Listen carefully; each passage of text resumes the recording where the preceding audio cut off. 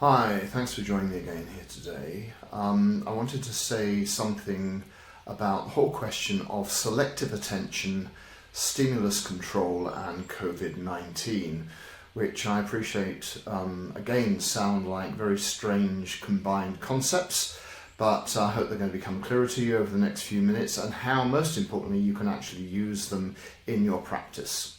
So let's start off with what selective attention actually is. Selective attention is a natural process that we all engage in. It enables us to make decisions about what it is that we think is important.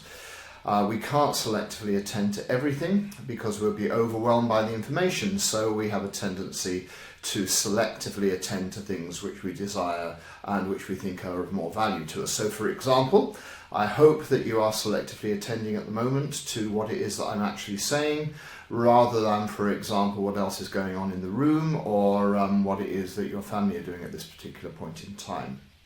So that's what selective attention is, and it's extremely valuable, but there are some weird things that happen with selective attention. So the first one is that whatever it is that we actually selectively attend to amplifies in our perception. In other words, there appears to be more of it if we're selectively attending to it. Secondly, whatever it is that we selectively attend to, rather strangely and ironically, we tend to physically orientate towards, even when we don't actually like it or want to get away from it. And thirdly, and I guess this is where it's most important in the context of the current pandemic, is that whatever it is that we selectively attend to, we choose to attend to because it validates and confirms our pre-existing beliefs.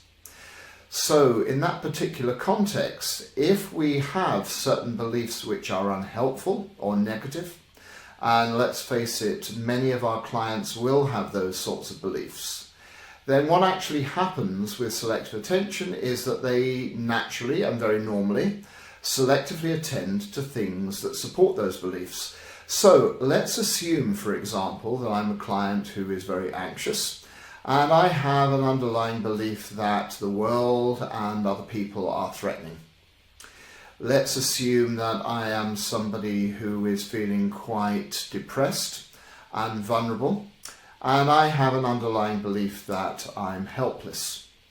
Or let's start off from the assumption that I have a belief that I'm worthless and that people don't like me, and for that particular reason, given the first opportunity, they will try and keep away from me.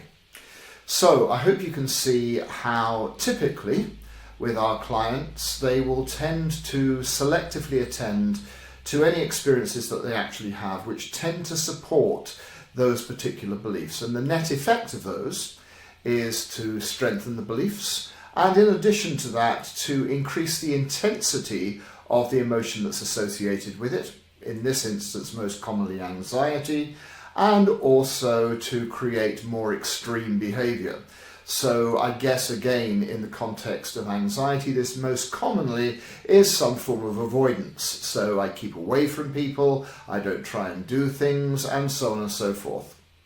So that's that in a normal set of circumstances. How do things change with the COVID-19 pandemic?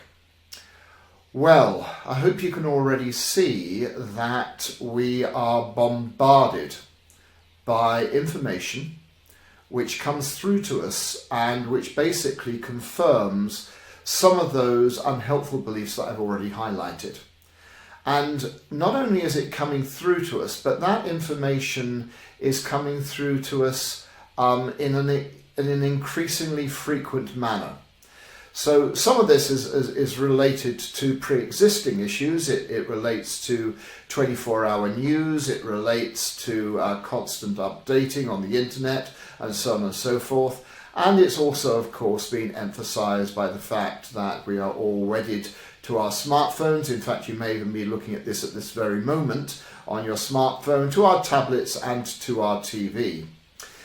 Now, I hope you can see where this is going. It basically means that our pre-existing anxious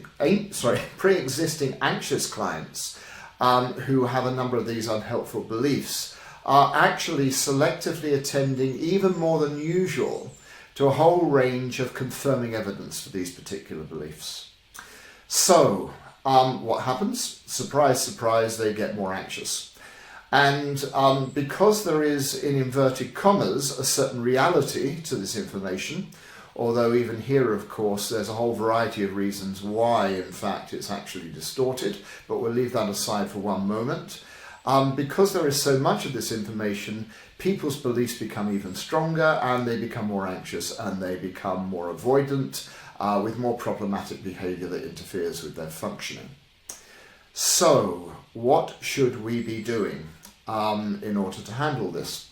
Well, one of the things that we know often exercises and influences behaviour quite a great deal is a process called stimulus control. Now, stimulus control is where there is something external in our environment which automatically seems to command a particular response from us. In this particular instance, actually commands our attention. So, in terms of what we're looking at here, the very presence of a smartphone, the very presence of a tablet, the very presence of TV automatically commands our attention.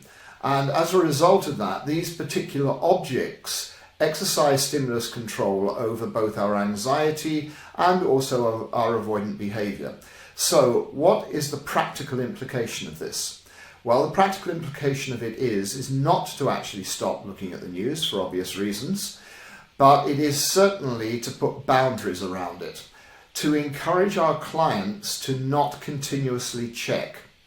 Maybe, if they're having difficulties with this, to look at ways in which they can spend time either away from their phones, tablets or TV, or alternatively, certainly with regards to phones and tablets, place them somewhere else within their home, which it's more difficult to get to, or even in extreme circumstances, giving them to another family member to lock away. But being able to ensure that those particular stimuli that tend to evoke these anxiety responses in our clients are given more limited influence. So the idea behind this is not to stop looking at the news totally, but basically to take control of the objects which typically tend to influence and evoke the anxiety that we actually feel. So that's one particular thing that we can do. The other thing that we can do in terms of helping our clients is to encourage them to selectively attend to what's called non-confirming evidence. So this is the evidence that does not support their pre-existing beliefs. So let me just give you an example of this. If I have a strong belief that the world is threatening, then I'm finding myself selectively attending to news items that actually support that particular idea. What I need to be doing instead is to selectively attend to, for example, all the people I know who are safe, all the people I know that are functioning, all the people I know that are able to feed themselves, and so on and so forth. In other words, I need to be encouraged to selectively attend to the things that do not support my belief that the world is a threatening place. I need to selectively attend in that way to the statistics as well. It is horrific, the number of people who have currently died. But can I just point out that the number of people now and projected in the future who are likely to fall ill with this virus represents a small minority of the total population. I'm not saying that this is acceptable. All I'm simply saying is that the fact of survival is a much stronger fact than the fact of threat of death. So all of these particular things that we might encourage our clients to selectively attend to, we don't encourage our clients to do that in order to disprove their unhelpful belief. We encourage our client to do this in order to weaken the strength of belief. Because at the end of the day, we are living in a world which is currently more threatening than it was beforehand, certainly in terms of the way in which it feels and the way in which it's likely to touch us. So what we're simply trying to do is to help individuals not feel as anxious or engage in such maladaptive behaviour, and that the easiest way of actually doing that is to encourage them to moderate their strength of belief by selectively attending to what's called non-confirming evidence. I hope these two very simple, brief but practical ideas are ones that you're going to be able to use with your clients. You take care now and stay safe.